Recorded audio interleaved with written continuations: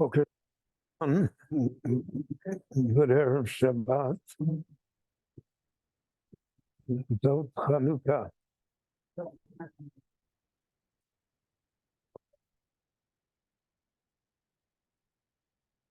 In this week's Parsha, Yosef's dreams are fulfilled.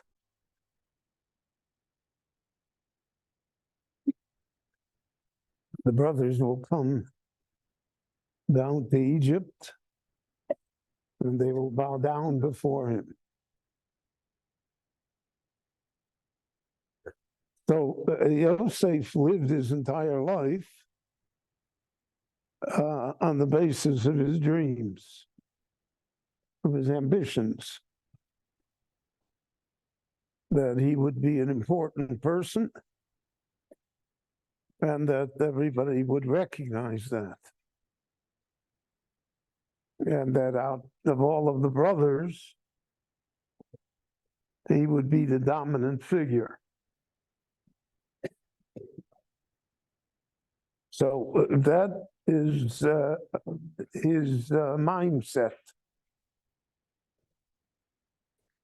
And even though he has enormous reverses on the way, things happen to him that an ordinary person would admit that his dreams are false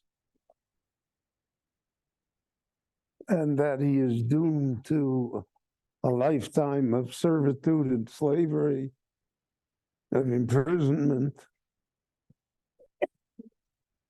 Yosef never wavers.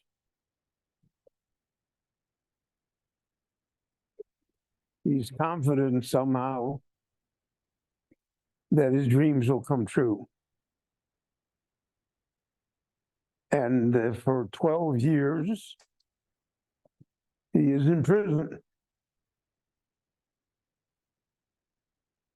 And even though he wins the favor of the officers who are in charge of the jail, and he has a position of relative importance and comfort, and nevertheless, it's a far cry from what he imagined that his dreams would result in. And he certainly cannot expect now, when he is in jail, that his brothers should come and bow down to him. So that his faith in his dreams is really supernatural. It's illogical. One would say that if you took him to a psychologist or a psychiatrist, they'd put him on medication.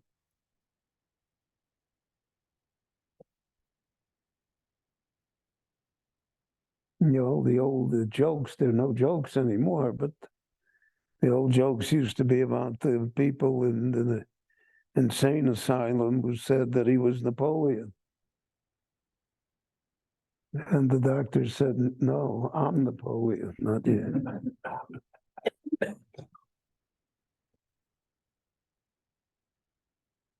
So he will be therefore redeemed by a dream that he does not have, and that at first glance is completely irrelevant to him and to his position.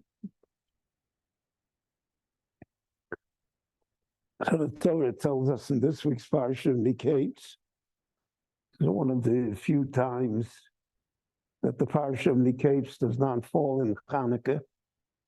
It's the day after Hanukkah. So therefore we will read in the Haftorah about the dream of Shlomo also.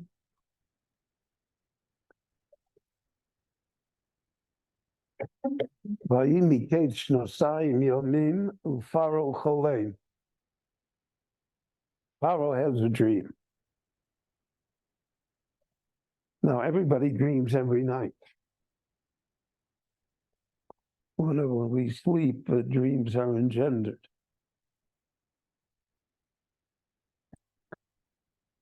But this dream made an impression on Pharaoh. There's sometimes that dreams are so real that when one awakens, one doesn't realize, was that a reality or was that a dream? It says, "Atipoem rucho." His heart skipped the beat. He was upset by the dream. And what is the dream that so upsets him?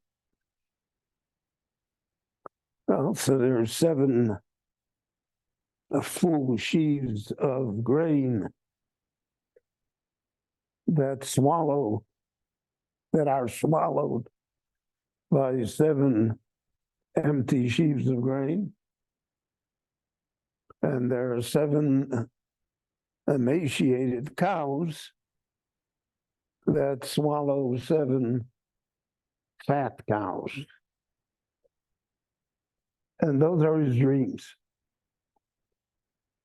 And the Meforshim dwell on these dreams. Really, if we think about it, these are the dreams of empire. When the Medrash says Pharaoh Cholein, it doesn't say Pharaoh Cholam. The Pharaoh dreams. He didn't, not that he dreamt. So the Medrash says Pharaoh always had his dreams. But in his dreams, the opposite always happened. That the fat swallowed the thin. The full swallowed the empty. Which is the dream of empire. Of controlling others. And now he had a dream that was reversed. That so to speak, the weak swallowed the strong. The impotent swallowed the powerful. And that's what disturbed him. The Medrash teaches us, and Rashi quotes it, that Pharaoh not only dreamt the dream, he dreamt the interpretation as well. But that when he awoke, he forgot the interpretation. And that only when Yosef came and told him again the interpretation, he remembered that that was what he dreamt. And that's how he knew that Yosef was telling him the truth. And that Yosef had these powers of being able to interpret the dream correctly.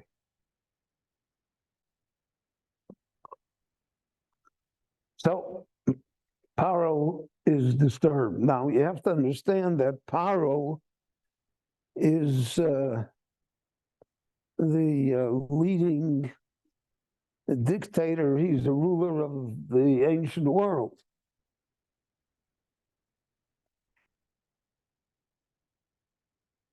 And you have to understand also that, as did many in the ancient world and later world, the Greeks and the Romans, till our time,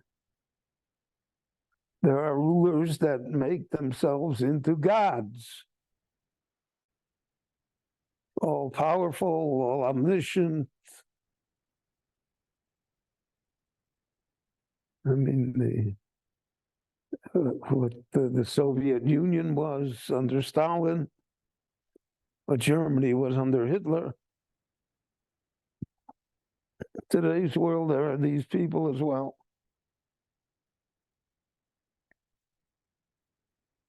And they transform themselves into gods. It's interesting that when Moshe Rabbeinu, the Rashi quotes it, when Moshe Rabbeinu comes to visit a later Pharaoh, tell him to free the Jewish people.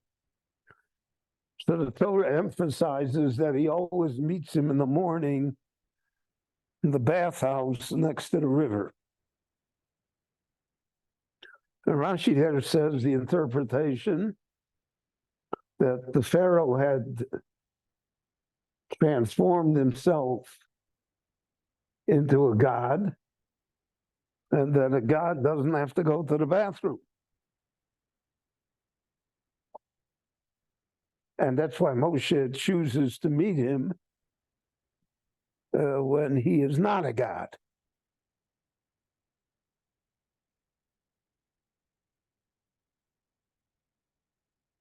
There's a wonderful book by a Jewish German psychologist called The Denial of Death, which the basic premise is that everything we do in life is a denial of our mortality. And that we take elaborate measures in order to avoid the thinking about our mortality. So he has there an example, which he said he was witness to, is that there was a meeting of two large corporations that were trying to work out the multi-million or billion or trillion-dollar deal. And the chief negotiator for one of the corporations, in the middle of the negotiations, suffered stomach cramps. And he had to excuse himself. And that when he came back, he was in a far less potent negotiating position than he was before he left. Because before he left, he thought he was God, and that he could impose his will on the others. And he was reminded, as we all are reminded, that we are but mere mortals, and that it doesn't therefore justify our arrogance in our behavior. And another great example there in the book, this is an example that I witnessed myself. There was a period of time in my life that I was a trustee for minor children who had a multi-million-dollar estate that they would take control of when they came to the age of 18. But they weren't 18 yet, so then the trustees were there. And one of the assets that they owned was a big office tower in Manhattan. And the people who ran the estate wanted to refinance this office tower, take a bigger mortgage. So they signed up for an $86 million mortgage, I remember. A big insurance company that was giving the mortgage. And being one of the trustees, I had to show up at the closing because I had to sign papers. And I remember it was on the 86th floor of the World Trade Center of blessed memory.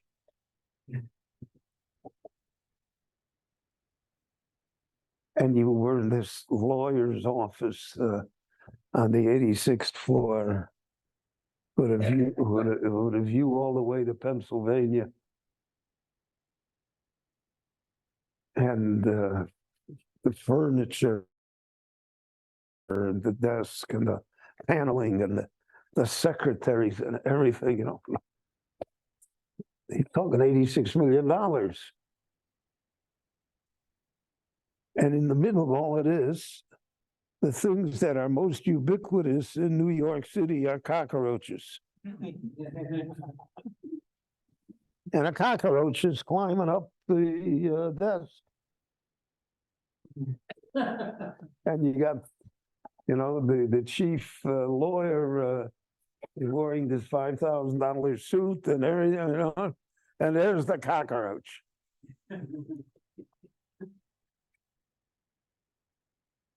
So I thought to myself, does the cockroach know where he's at?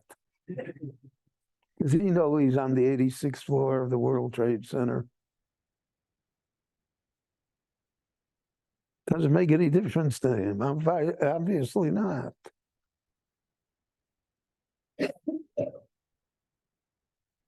So part of the task that the Torah wants us to realize is to see ourselves in smaller perspective.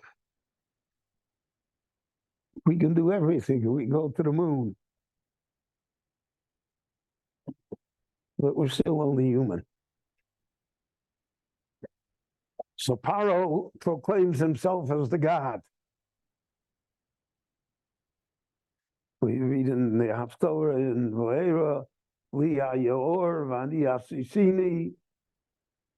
I created the Nile River.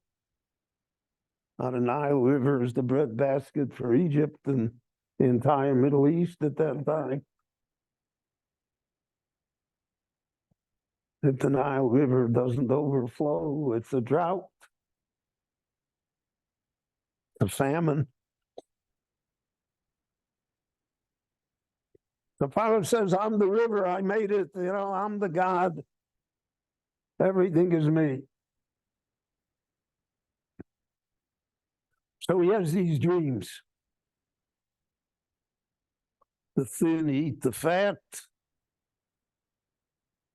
the empty eat the full, crazy dreams. And he's gnawed by the fact that he knows the interpretation, but he can't remember it. And you all know that there's probably nothing more frustrating in life than trying to remember something that you know, but you can't remember it. Because in our mind, in the computer that the Lord has granted us, everything is stored. The skill is, so to speak, to press the right button.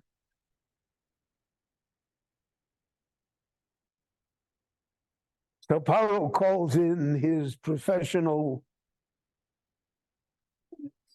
interpreters of dreams. Soothsayers is, I think, the English word. He has smart people. They're not idiots. They're running an empire.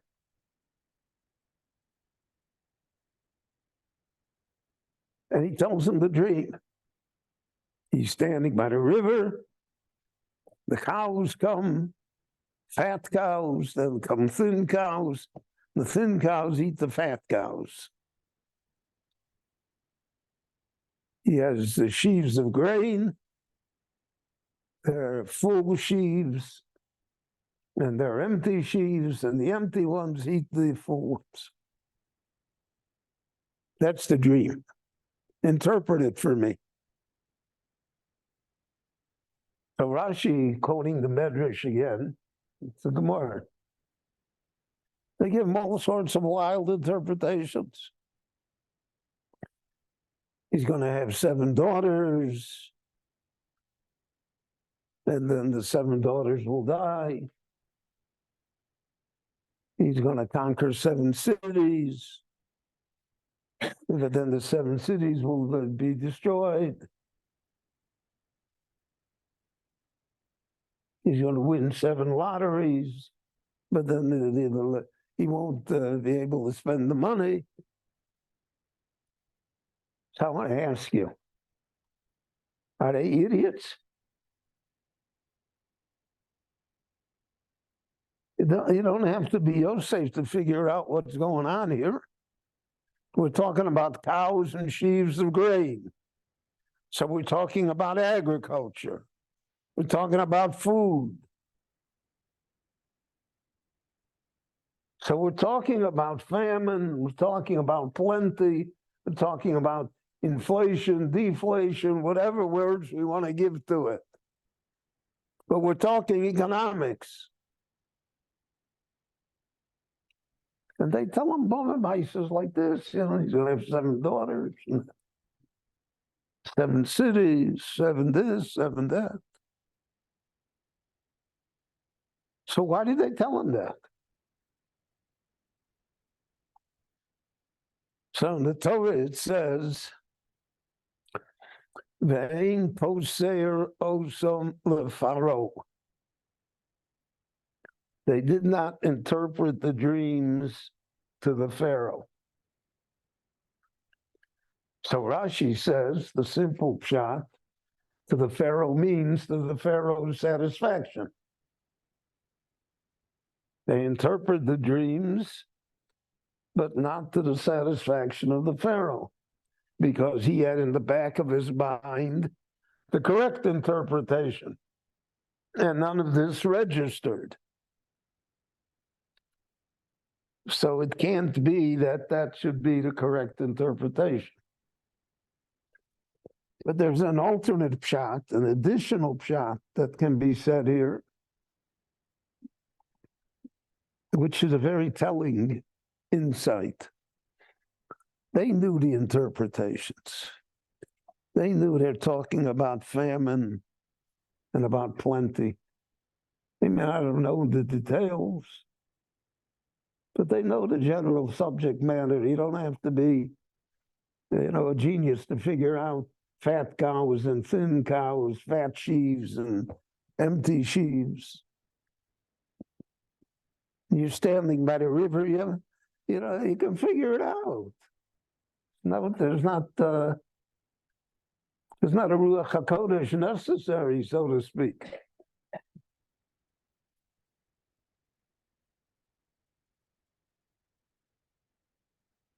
But they couldn't tell it to him, because that would mean that he's not the God. If they told him the interpretation of the dream, that there are going to be 7 years of plenty and 7 years of famine, that the Nile would not overflow,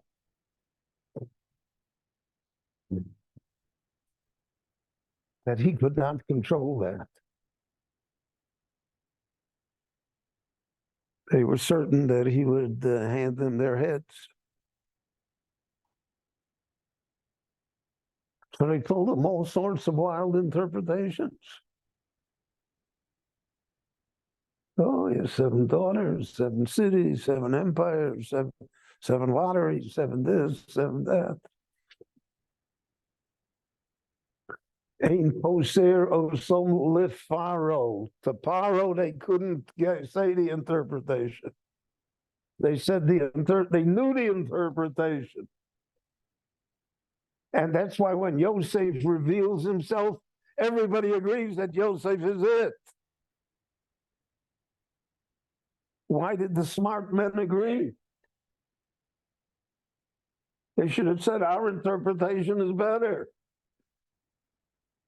because they knew the correct interpretation. And the greatness of Yosef is that he said it to Pharaoh.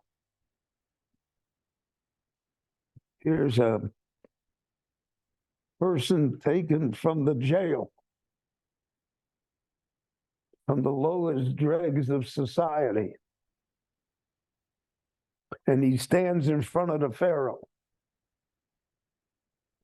So one would think that you want to find favor in the eyes of the Pharaoh. Oh, yeah, I voted for you in the last election. Almighty Pharaoh. Yosef is not like that. Yosef tells him straight to his face, listen, there's going to be a hunger. There'll be a famine, and you're not going to be able to do anything about it. He doesn't give him any ideas how to prevent the famine. He doesn't tell him to build the Aswan Dam. He says, all we can do is store up grain and hope for the best. Because Pharaoh, you don't control it. Pharaoh, it's not your river. And that's what he said. Biladai, what happens to me doesn't matter. Elohim Yaneh Shlom Pharaoh. God is going to take care of you. You're not it.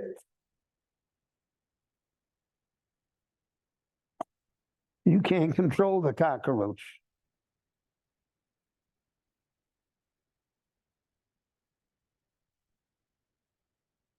And that's the greatness of Yosef. There used to be an expression in America to speak truth to power. Today it's only an expression. But that's what Yosef does. He speaks truth to Pharaoh. He tells you, Pharaoh, listen, buddy.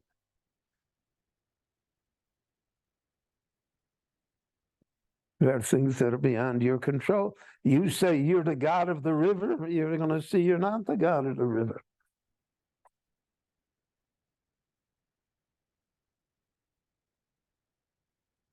And then Pharaoh remembers the interpretation.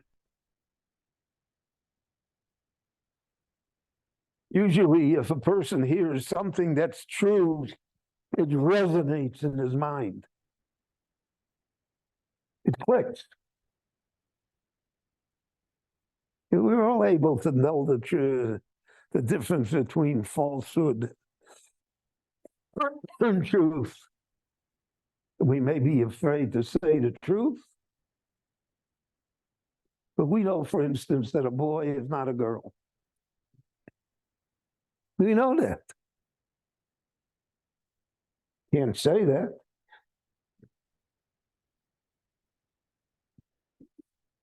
But nevertheless, that is the truth. And the truth resonates in our mind.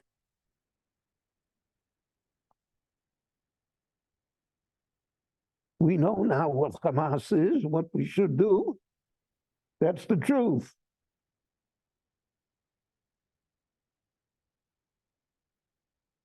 That we have the courage to say it and act upon it. That's the question. Yosef says the truth to Pharaoh. As I'll say that Pharaoh was afraid of Yosef. That Yosef, so to speak, could blackmail him. Rashi says that what that means is that you have to know all the languages of the world. Pharaoh claimed to know all of the languages in the world, but he had a good yeshiva education, so he didn't know Hebrew.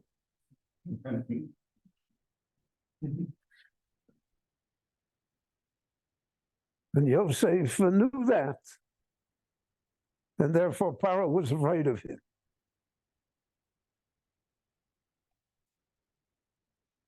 But there's a more subtle understanding of that. Pharaoh was afraid of him because he knew Yosef said the truth.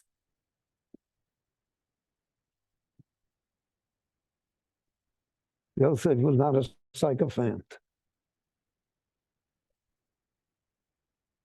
He told him what it was. And many times in life, the powerful are very much fearful of the truth tellers.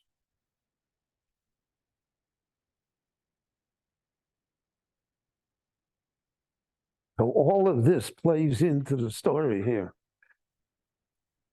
The dreams, the interpretations, the wise men, how Pharaoh treats Yosef.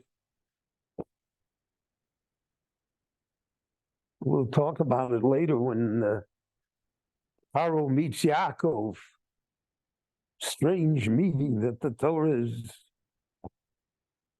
doesn't even tell us what happened there. But when he sees Yaakov, he knows Yosef. He figured out who Yosef was. Figured out how he had the power to tell him. So there are great lessons here, lessons for all of us, certainly for the time that we live in. And just as Yosef came from the pits to the heights, and the Lord has begun to raise us also from the pits to achieve the heights. And we'll be zocheh to have a good and peaceful Shabbat. Thank you very much. Saturday night, the lecture is on Jefferson Davis, the first and only president of the Confederacy. And there's a big Jewish connection here.